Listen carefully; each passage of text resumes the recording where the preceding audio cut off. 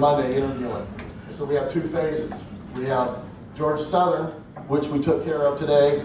We have Idaho in 2 weeks. But I asked them not to feel sorry for themselves or the coaches or anybody else, but go out there and be a pro. We're all getting paid. Even the students now are getting paid a little bit, these student athletes. So I said, this is what pros do. They go out and they take care of business. And I was telling Allison, this didn't surprise me at all because of the week we had starting Monday. We had great energy out there. Execution was good. We had a lot of juice and energy. We did a lot of situational stuff to try to help ourselves. I think we got better today. We weren't perfect, but it carried on Tuesday, Wednesday, Thursday, Friday. They were having fun, but they were focused. And when you have those kind of days back to back to back, you're going to play well on Saturday. And for the most part, we played pretty darn good today.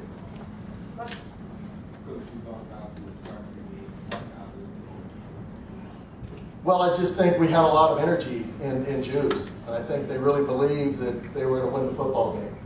And the kicking game kind of looked like it was going to rear its ugly head again, and it did a little bit, but we got it corrected in the second half. I can't say enough about Brandon Wright. He did a great job. I asked him to go in there and kick in the second half. He gets a little bit more height on the ball, and we did it. We just made some nice corrections, and we executed well in the kicking game in the second half. Defense, offense, I thought played well. We are going to be aggressive.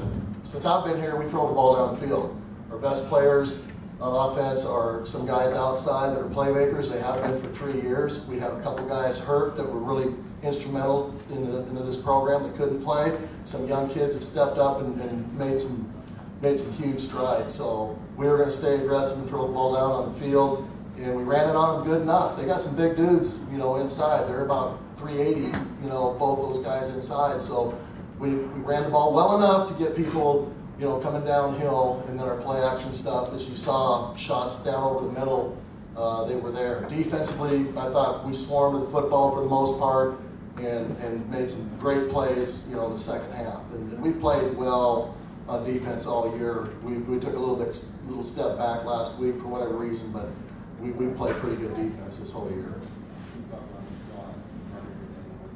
Unbelievable. He's a leader, and this was it for him. And it was important for me and the coaches to send our seniors out with bragging rights in this series. Hey, the young guys are going to get to go have this 3-4 more years.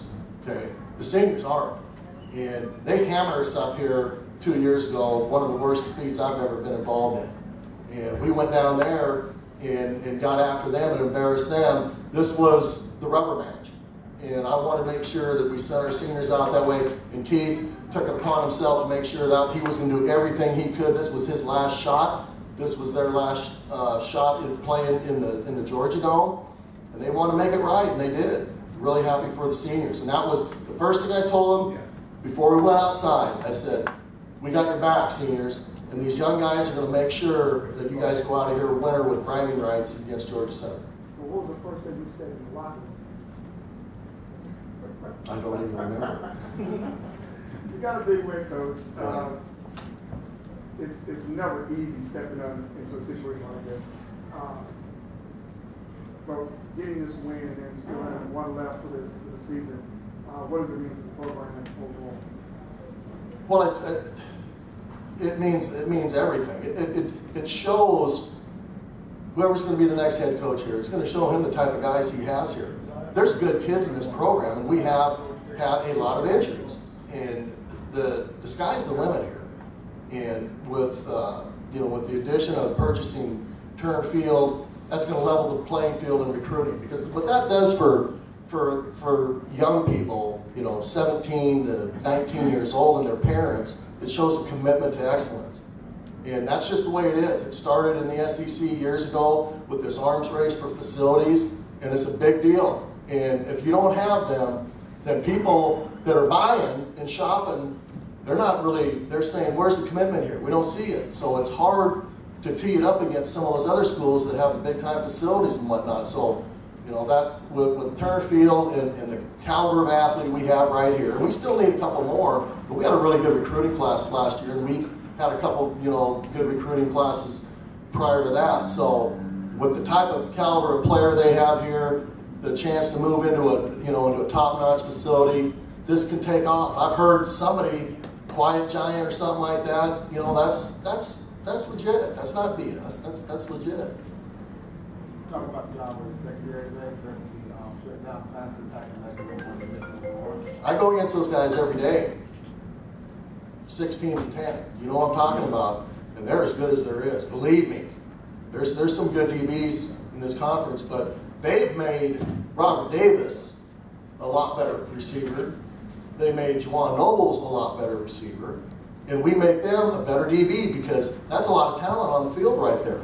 Those guys maybe can play on Sunday. And when you go against somebody that good and that challenging, and it gets heated now. We've had some heated battles over the years with those guys because they're all proud and they all compete. It just makes you better and better. And when you get those kind of numbers, that type of talent, then you're going to win games. You see the Robert Davis is heading out as one of the top players, and we'll probably see him on Sunday. But you also see the emergence of Lynn Smith just doing phenomenal things today. I can't say enough about Glenn Smith because he is the most unselfish football player I've ever been around. He asked to play running back last year because he thought he could help us. I went to Coach Miles and I said, I think he can help us and he wants to do that. And he did and he helped us. We had all these injuries at receiver. What did we do? Asked him to come back and play receiver when he was playing running back.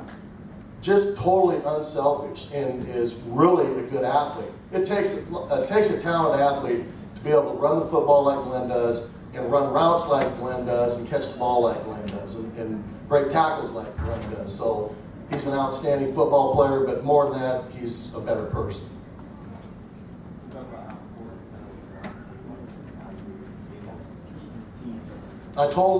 What I didn't want was I did not want stupid penalties. Did not want that. We cannot have that. And you can't win any game, let alone this type of game against this type of school that has a lot of tradition and great players as well. You can't. The first rule to winning is keep from losing. And when you do stupid things, you're not going to win very many football games. And I said, when you're on your job interview, which we all are, and you put that on your resume, you're going to have a heck of a hard time getting employed. And I'm talking about the players, coaches, everybody. And so they bought in, we bought into that. And I thought we played pretty smart overall. Talk about that fumble, the very first fumble that allowed you to get out to that early lead. Good things happen when you swarm to the football and run the ball and knock the ball around and knock it out. That just gave us another shot. Like we had plenty of juice, and that just was another shot, adrenaline for us. And that's what we want to be able to do is swarm the ball, knock the ball out. And when you have fast, physical guys on defense, you get turnovers. When you don't, you're not going to knock balls out. Coach, the play of Jerome Smith at corner